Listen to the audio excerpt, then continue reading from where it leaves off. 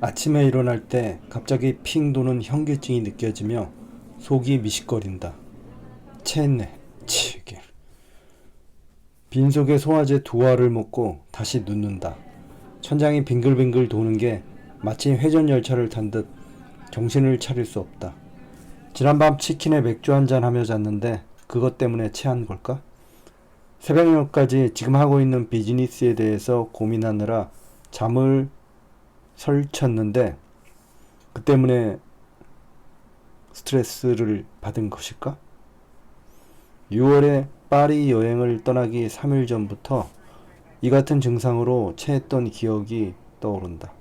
특별히 체할 만한 음식을 먹은 적도 없는데 파리에 도착하는 그 순간까지 12시간 비행 중 내내 체한 상태가 지속되어 힘들었던 순간이 떠오른다. 마음이 신체에 뭔가 작동하는 거 있는 게 틀림없어.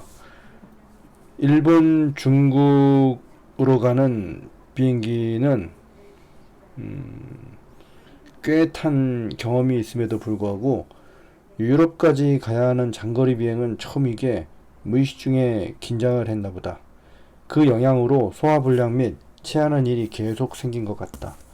괴짜 심리학자 황상민 박사는 마음이 신체에 미치는 신체화 증상에 관해서 심리 상담 방송 중 꽤 여러 번 소개한 적이 있다.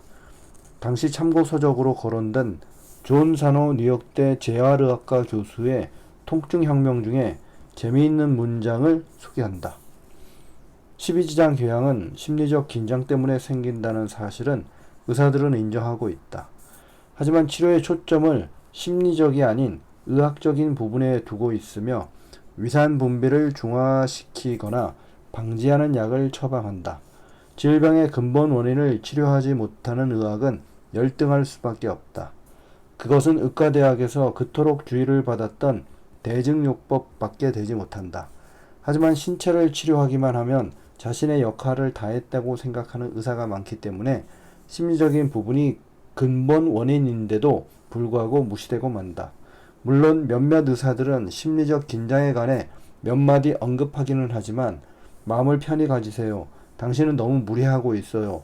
등과 같은 피상적인 수준이다. 지난 일요일에는 꼬박 하루 동안 집에 누워만 있었다.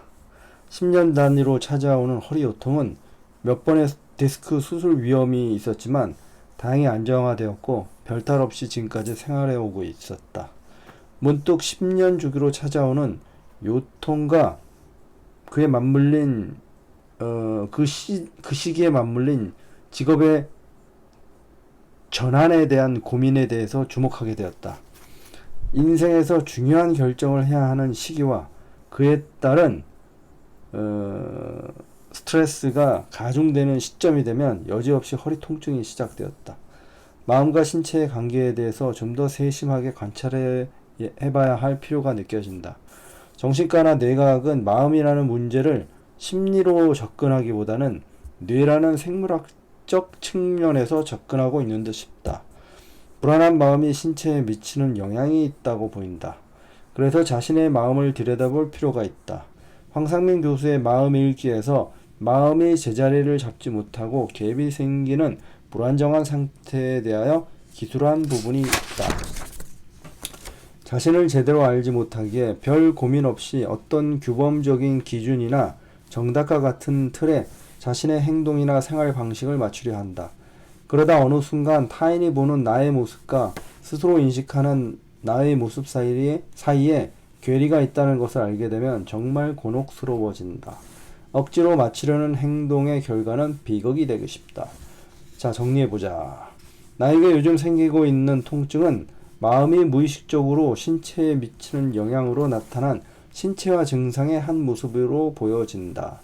내가 나를 정확하게 인식하고 매일매일 일상 속에서 나를 확인하며 살아갈 때 나는 살아있다는 존재감을 느끼게 되고 뿌듯한 성취감을 느끼며 살아갈 수 있을 것이다.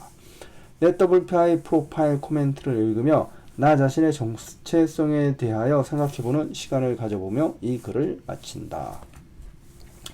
하기 싫은 일을 억지로 해야 하거나 자기 스스로 할 수 있는 부분이 없다고 느껴질 때 아이디얼리스트는 일 자체의 흥미를 잃어버리고 외부의 규범이나 시스템 등에 강한 거부감을 느끼게 된다.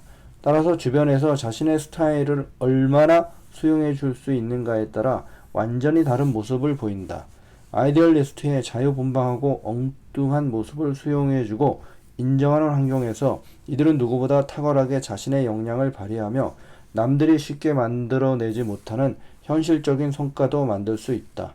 남들이 잘 알지 못하거나 해결하기 힘든 문제에서 두각을 나타내고 그것이 인정받을 때 아이디얼리스트의 상상력과 창의력은 놀라운 문제 해결 능력을 보인다.